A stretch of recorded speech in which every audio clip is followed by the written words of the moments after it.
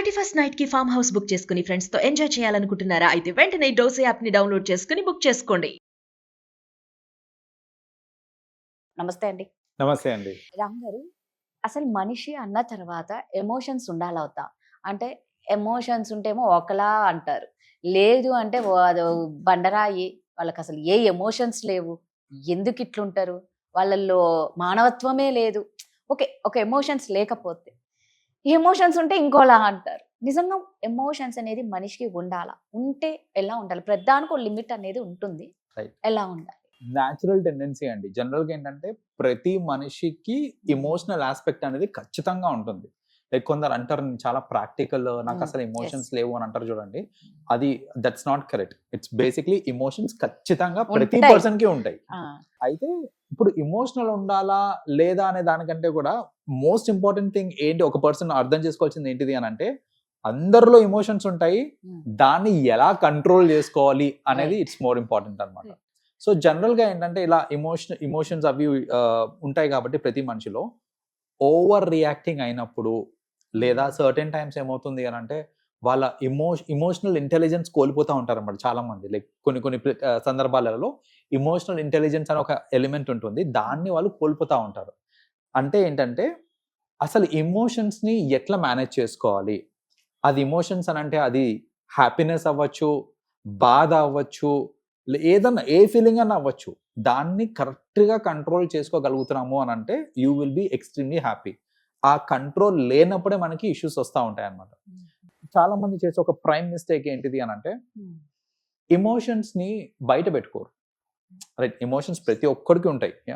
So అంటే ఇప్పుడు నేను ఎమోషనల్ అని తెలిస్తే కొందరు దాన్ని అడ్వాంటేజ్ తీసుకుంటారేమో అని ఎమోషన్స్ని అసలు బయట పెట్టుకోరు.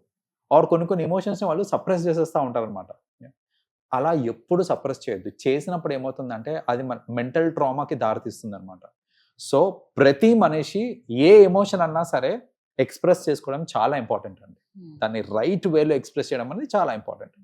ఫర్ ఎగ్జాంపుల్ కొందరు ఉంటారు, నాకు కోపం చాలా, కొందరికి షార్ట్ టెంపర్ ఉంటుంది. Yes. లైక్ ఏదైనా అయింది అంటే ఇమ్మీడియట్ గా అరిచేస్తా అవును. ఉంటారు, ఇది చేస్తా ఉంటారు. ఉమ్, సో అక్కడ వాళ్ళు ఏంటంటే వాళ్ళ ఎమోషన్ని వాళ్ళు కన్వే చేస్తున్నారు.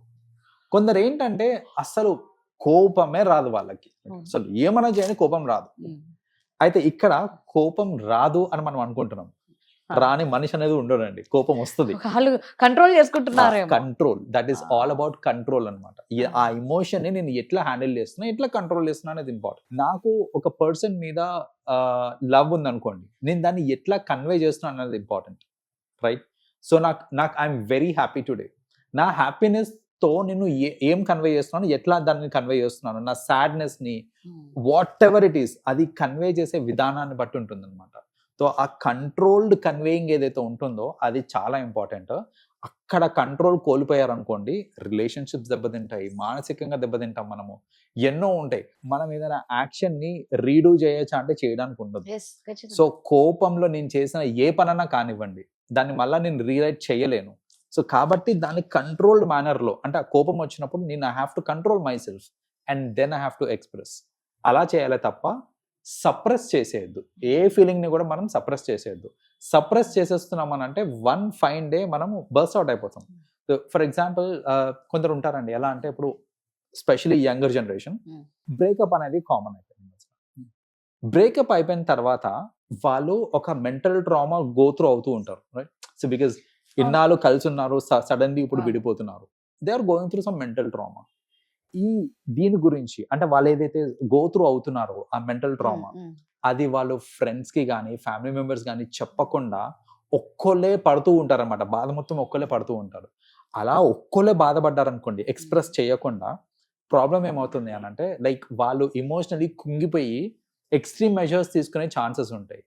అదే కనుక నేను నా ఫ్రెండ్కో లేకపోతే ఫ్యామిలీ మెంబర్కో చెప్పాను అనుకోండి, that I'm going through a rough face of my life అనేసి, ఏదైతే సపోర్ట్ వస్తుంది చూడండి, అది Yes. మాటల రూపంలో అవ్వచ్చు, లేకపోతే గివింగ్ టైం, వాళ్ళ టైం మనకి ఇస్తుంటారు చూడండి టు కంఫర్టర్స్, ఆ టైం కానివ్వండి, ఇవన్నీ చాలా important and it will make us stable అనమాట మెంటలీ.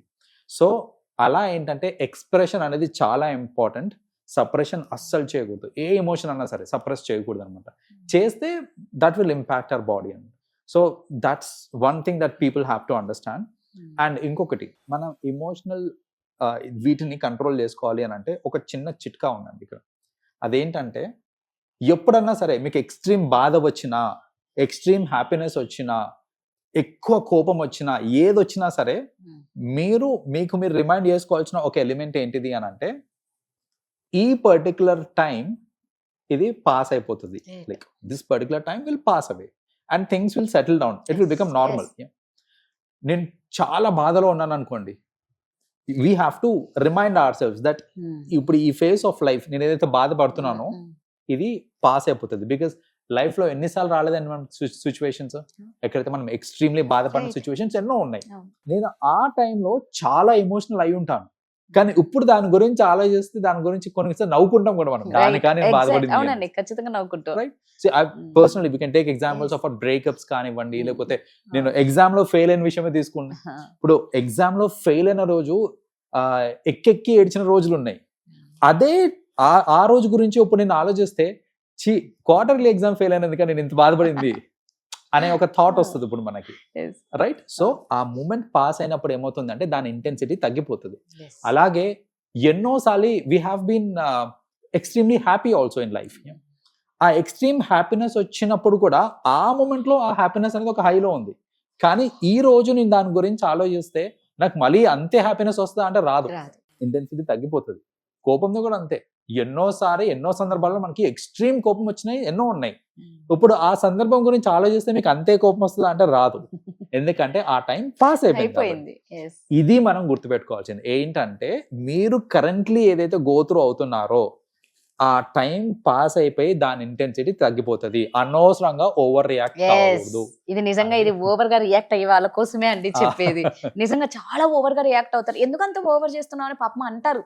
మరి అది వాళ్ళ ఎమోషన్స్ ని వాళ్ళు అట్లా చూపిస్తున్నారు, కానీ పాపం చూసే వాళ్ళకి ఎంత ఓవర్ యాక్షన్ చేస్తుంది, ఎంత ఓవర్ యాక్షన్ చేస్తున్నాడు అన్న ఫీల్ వస్తుంది. కరెక్ట్. సో అలా కాకుండా ఏంటంటే మనం మన ఎమోషన్స్ ని కంట్రోల్ చేసుకోవాలి అని అంటే ఇది బెస్ట్ చిట్కా అని ఏంటంటే ఒక్కసారి గుర్తు తెచ్చుకోవాలి, ఈ టైం పాస్ అయిపోతుంది, ఈ ఇంటెన్సిటీ తగ్గిపోతుంది అని గుర్తుపెట్టుకుంటే we will have the control over the situation అన్నమాట. Thank you. వెల్కమ్ అండి.